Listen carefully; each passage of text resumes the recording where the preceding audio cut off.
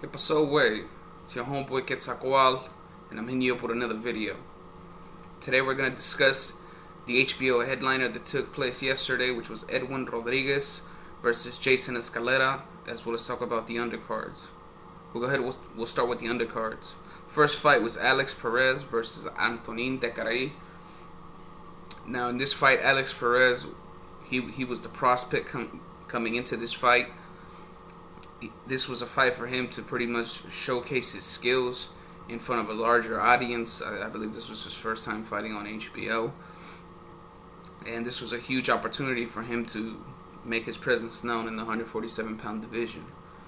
Unfortunately, Antonin Decaray had different plans. And, that plan was to basically whoop Alex Perez's ass. And Alex Perez, he had a good story. They were talking about how shortly after becoming a pro, he was shot and he was able to recover from that. And I believe he was undefeated. And this, like as I said before, this was supposed to be a fight for him to go on to bigger things. But from the beginning, Decaray was landing huge shots.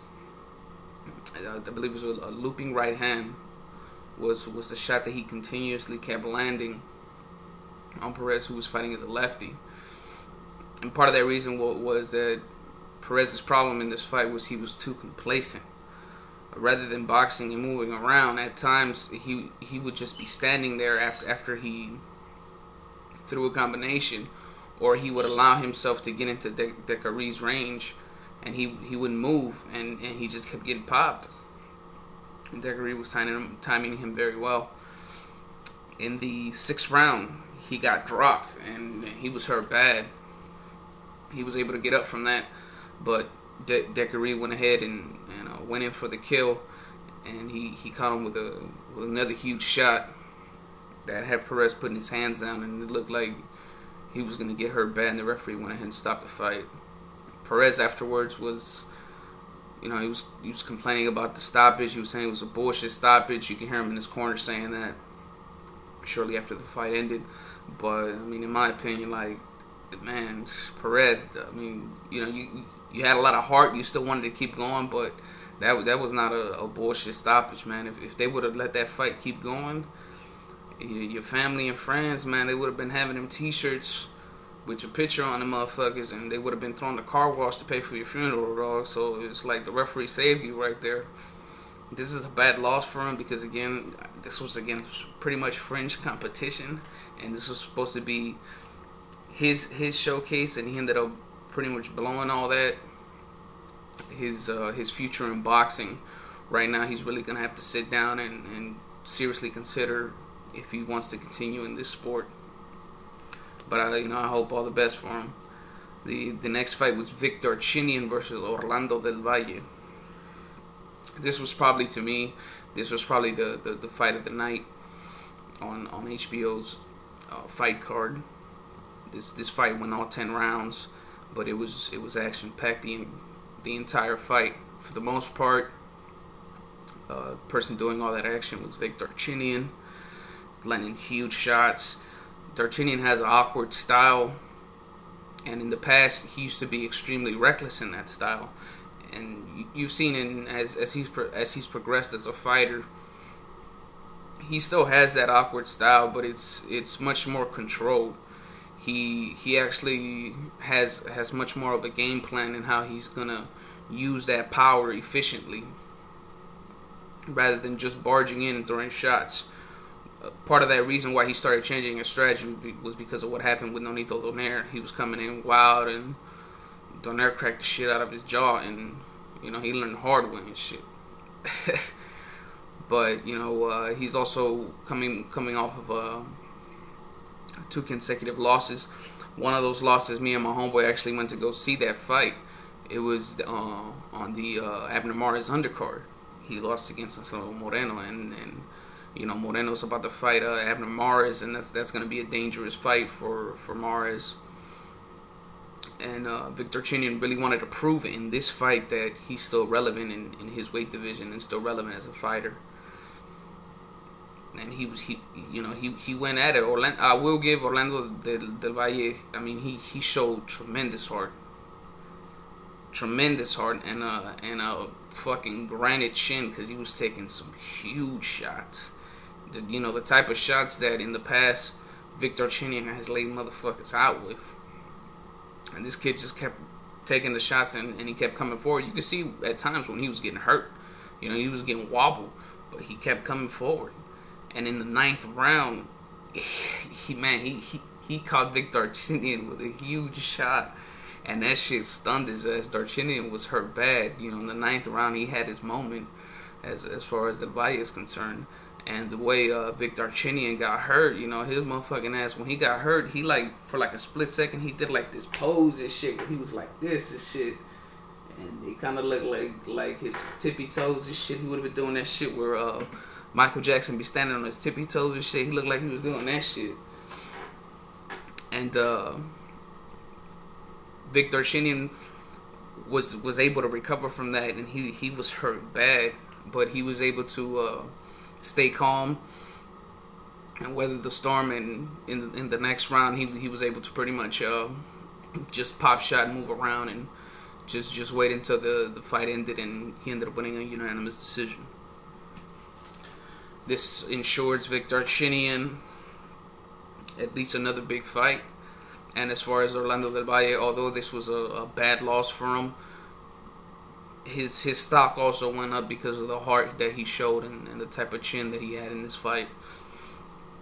The main event, Edwin Rodriguez versus Jason Escalera. You've seen it. Edwin Rodriguez in the past, he's fought on several occasions on Showtime, on their undercards, and this was his first headliner for HBO. Jason Escalera is pretty much a relatively unknown fighter, and Edwin Ridriguez himself at this point is a contender, although he's at the point right now to where he could be put in with a well-known fighter, and he displayed that in this fight from the very first round when he heard Jason Escalera, and it looked like he was probably going to stop him in the first round, but Jason Escalera was able to show a lot of heart, just like his compatriot Orlando Del Valle was able to, and he was able to weather a lot of Edwin Rodriguez's punches. After the first round, Edwin Rodriguez seemed to be a bit more controlled. He wasn't as aggressive, and he continued to slowly break Escalera down, hitting him with body punches to the head, moving around a lot. And Jason Escalera never really got a chance to get into his rhythm, and he was just getting punched the whole fucking fight. And I believe in the first couple of seconds of the 8th round, Edwin Rodriguez hit him with a shot that had him going back towards the ropes, and he caught him again. And once he wobbled and shit, he looked like he was tapped dancing a little bit. The fucking referee went ahead and stopped the fight. This was a good win for Edwin Ridriguez. He's had other good wins on Showtime, and he's been making a name for himself in the 168-pound division. Similar to Julio Cesar Chavez Jr., Edwin Ridriguez, when he fights, on the day of the fight, he's anywhere between 17 to 20 pounds over that weight limit.